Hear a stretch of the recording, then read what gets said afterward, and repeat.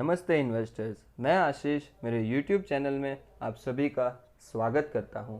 जी हाँ इन्वेस्टर्स, आज हमारे फाइनेंस मिनिस्टर निर्मला सीतारमण जी ने अपना तीसरा फेज़ इकोनॉमिक पैकेज का लॉन्च कर दिया गया है, जिसके अंदर सबसे पहले इन्होंने 1 लाख करोड़ यानी कि 1 लाख करोड़ का जो फ़ायदा है वो एग्रीगेटर्स को दिया है और फार्म प्रोड्यूसर ऑर्गेनाइजेशंस को दिया है।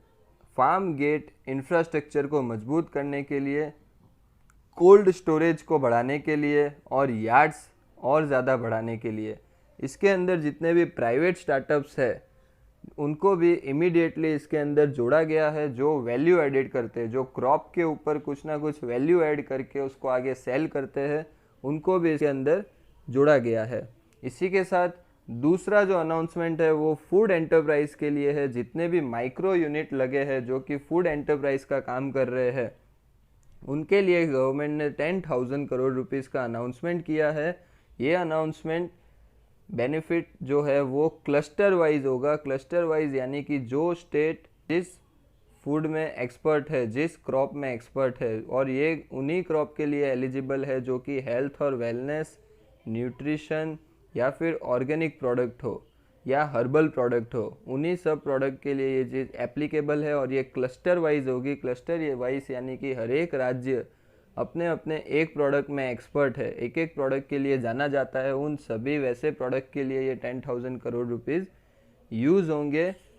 इसका एग्जाम्पल कुछ इस प्रकार है कि जैसे कश्मीर में केसर बहुत फेमस है, तो केसर का कश्मीर में उत्पादन, ब्रांडिंग, मार्केटिंग, उनके टेक्नोलॉजी के लिए जो खर्चा होगा वो सरकार अपनी तरफ से देगी। वैसे ही बिहार में मखाना बहुत फेमस है तो उसके लिए, आंध्र प्रदेश में चिल्ली बहुत फेमस है तो उसके लिए, इसी प्रकार से अलग अलग राज्य का जो चीज़ वेलनेस, हर्बल, हेल्दी क्रॉप है उनके लिए प्रोवाइड करने में आएगा। Third is logistic. Marine and aquaculture के लिए सरकार ने 20,000 करोड़ का एक पैकेज अनाउंस किया है, जो कि मत्स्य संपदा योजना के अतिरिक्त दिया जाएगा, जिससे 55 लाख रोजगार जनरेट होंगे, 55 लाख रुपीस जनरेट होंगे।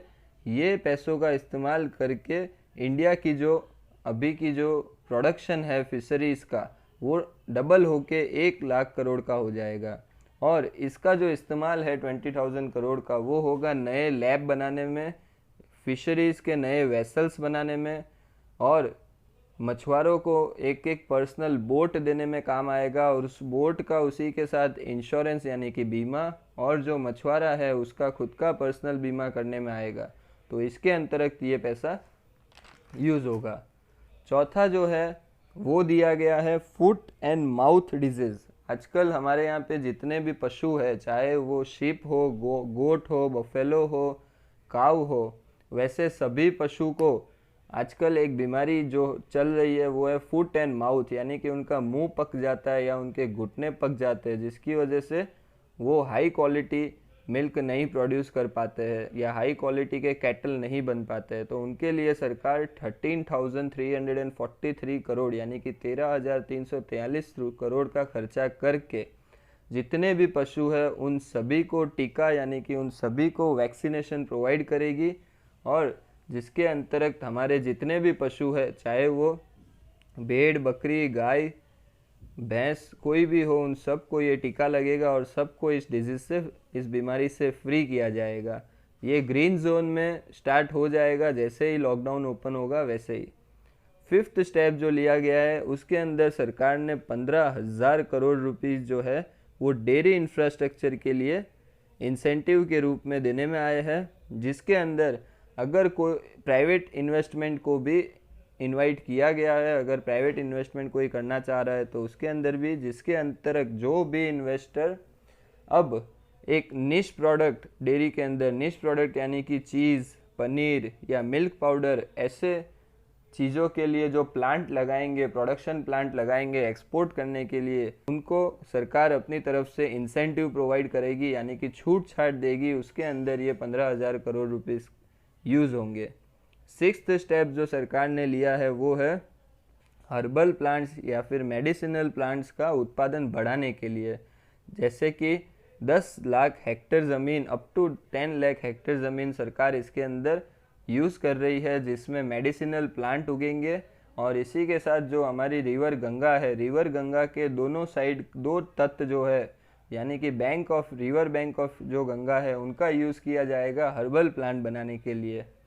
वैसे ही 6th स्टेप लिया गया है, जिसके अंदर सरकार ने 500 करोड़ रुपए का अनाउंसमेंट किया है 2 लाख बी कीपर्स यानी कि मधुमक्खी का पालन जो करते हैं उनके लिए 500 करोड़ रुपए का अनाउंसमेंट किया गया है। क्योंकि अभी मधुमक्खी के पालन से हमारे यहाँ पे वैक्स काफ़ी मात्रा में उत्पादन हो सकता है, तो बाहर से इंपोर्ट करने का जो वैक्स है वो कम हो जाएगा और वो लोकल से वोकल का जो सरकार का सपना है, प्रधानमंत्री जी का जो सपना है, वो पूरा हो सकता है। 8वां स्टेप इन्होंने जो लिया है, उसके अंदर ये लोग 500 करोड़ रुपीज़ जो है सप्लाई चेन में यूज़ कर रहे हैं, सप्लाई चेन में इंसेंटिव देने वाले हैं। क्योंकि इस लॉकडाउन के दौरान इन्होंने देखा कि हमारे यहाँ पे टमाटर, आलू और प्याज यानी कि टोमेटो, पोटैटो और ऑनियंस, उनका उत्पादन काफ़ी ज़्यादा मात्रा में होता है। तो लॉकडाउन के दौरान बिकॉज ऑफ ट्रांसपोर्टेशन फैसिलिटीज़ सही नहीं थी, अफेक्टेड हो गई थी, तो काफ़ी नुकसान हुआ है। तो अब सरकार ने ये फैसला लिया है कि अब टमाटर, प्याज और आलू का जो ट्रांसपोर्ट होगा एक से दूसरी जगह, उसमें 50% की सब्सिडी दी जाएगी। उसी के साथ इन चीज़ों को स्टोर करने के लिए भी 50% की सब्सिडी दी जाएगी। ये सरकार अभी पायलट मोड पे कर रही है। अगर ये सक्सेसफुल रहा तो इसे पूरे भारत में लागू करेगी। अभी अगले 6 महीने तक ये ट्रायल बेस पे ही चलेगा। 9वां स्टेप जो सरकार ने लिया है, उसके अंदर एसेंशियल कमोडिटी एक्ट 1955 के अंदर जो चीज़ों पे पहले एक्सपोर्ट करने पे रोक लगा दी गई थी, जैसे कि सीरियल, दाल, एडिबल ऑयल्स, ऑनियन, प्याज और पोटैटोज यानी कि आलू, इनके ऊपर ये रोक हटा दी गई है। यानी कि अब अगर किसान चाहे तो इन्हें एक्सपोर्ट भी कर सकता है, इनके ऊपर कोई भी रोक नहीं है। पहले ये रोक लगा दी गई थी ताकि भारत के अंदर इनके भाव बढ़ ना जाए या फिर भारत के अंदर इनका उत्पादन जिस मात्रा में है उसके सामने इसकी क्वांटिटी कम ना हो जाए। लेकिन अब ये हटा दिया गया है, अब चाहे तो आप इसे एक्सपोर्ट कर सकते हो। और इसी के साथ अगर कोई इमरजेंसी आती है पूरे भारत में या कोई नेचुरल कलामिटी आती है, तब इस पे सरकार कोई अगला स्टेप लेगी। 10th जो स्टेप लिया है वो कुछ इस प्रकार है कि अब सरकार ने फार्मर्स के लिए ई ट्रेडिंग सिस्टम लेके आ रही है। ई ट्रेडिंग सिस्टम यानी कि पहले जो फार्मर्स है वो सिर्फ अपने स्टेट के अंदर ही जो लाइसेंस होल्डर्स हैं उनको ही अपना क्रॉप बेच पाते थे, तो उन्हें अच्छा रेट, अच्छा भाव नहीं मिलता था।